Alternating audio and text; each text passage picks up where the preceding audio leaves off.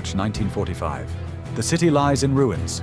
Weeks of relentless bombing have reduced it to rubble. And yet, it remains strategically vital. Whoever controls Cologne controls the Rhine.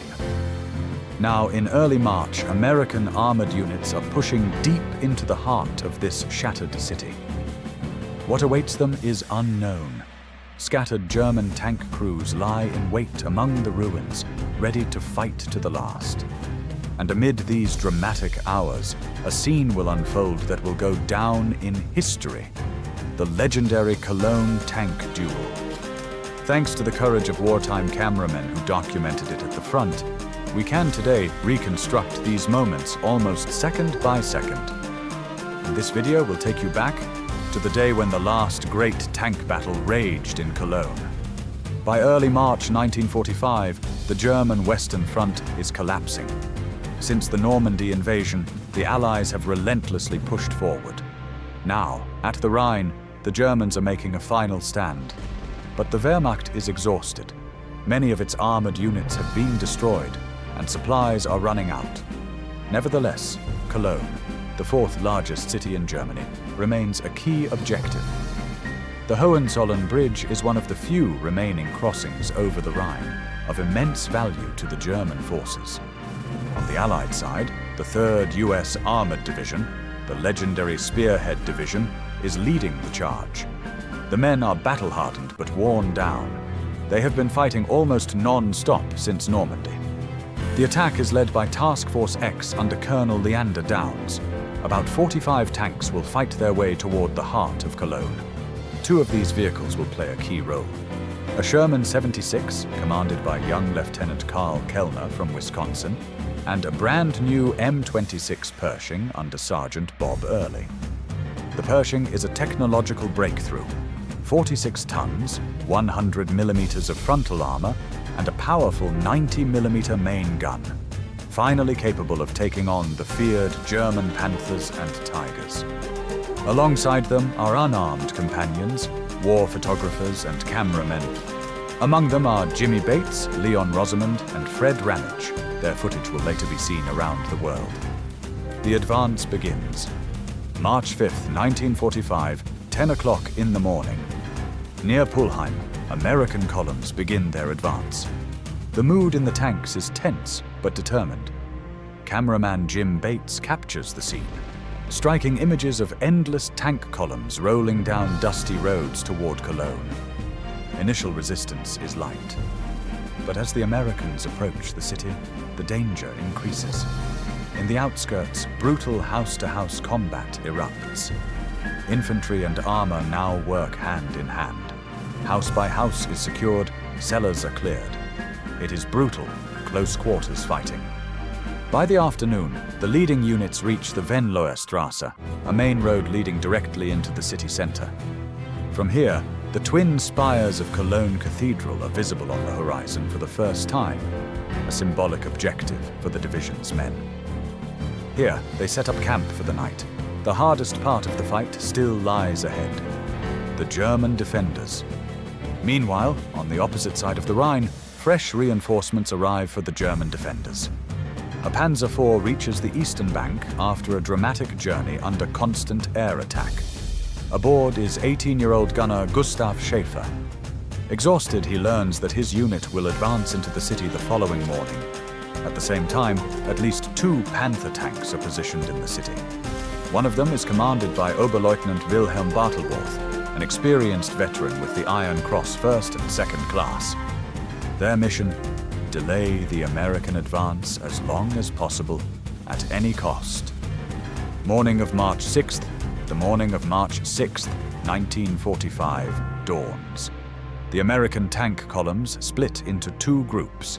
One column, led by Early's Pershing, takes the Subelrader Strasse. The second column, with Kellner's Sherman, continues along the Venloer Strasse towards the city center. The goal for both groups is Cathedral Square, the heart of Cologne. Meanwhile, the German tanks advance from the east. Gustav Schäfer later recalled, "We crossed the bridge and were ordered to proceed toward the city center, past the cathedral, until we reached an intersection." What followed was a deadly game of cat and mouse through the rubble-strewn streets. Civilian tragedy. Around 10 o'clock, one of the day's most tragic moments unfolds. A civilian Opel, driven by Michael Delling, with 27-year-old Katharina Esser as passenger, tries to escape the city. In the deserted ruins, they unknowingly drive straight between the Pershing and a German Panzer IV. Uncertain who is in the car, both tanks open fire. The Opel is riddled with machine gun rounds. Delling dies at the wheel. Esser succumbs to her wounds shortly after. A harrowing reminder of how cruel and chaotic the final days of the war had become. Soon after, the escalation continues. German engineers demolish the Hohenzollern Bridge, the last possible escape route. All sides now know the fight for Cologne will be to the bitter end. The first strike. The situation now becomes even more tense. Clarence Smoyer, gunner in the Pershing, spots the Panzer IV retreating hastily behind a building. He fires several armor-piercing rounds into the building, causing it to collapse, immobilizing the German tank and forcing its crew to flee on foot. The path to the cathedral now seems open, but the tide is about to turn again. The deadly ambush. As the Pershing cautiously advances, Kellner's Sherman moves along another street, straight into a perfectly prepared ambush. From a railway tunnel, Bartelborth's Panther opens fire. The first shell devastates the Sherman. Driver Julian Patrick and gunner Curtis Spear are killed instantly. Seconds later, a second round strikes the Sherman. Kellner and John Gianluca manage to escape, but Kellner has lost a leg. He collapses a few meters behind the tank and dies shortly after. The second Sherman in the column is also hit and disabled. Bravely, several crew members run to aid their wounded comrades, a moment captured in a now iconic photo by Fred Ramage, later published worldwide.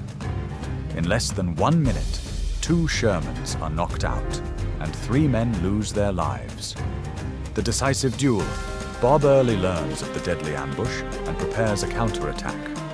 Together with Jim Bates, he scouts the Panther's position from a nearby building. Around 2 o'clock in the afternoon, the moment arrives. Eagle 7 cautiously moves into the open. Bartelborth and his crew spot the Pershing too late. Mistakenly believing it to be a German tank, they hesitate to fire.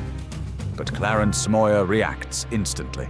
From only 110 meters, he fires a devastating round into the Panther's side armor. Explosion, smoke, chaos! Bartelborth and 4 of his crew leap from the burning wreck.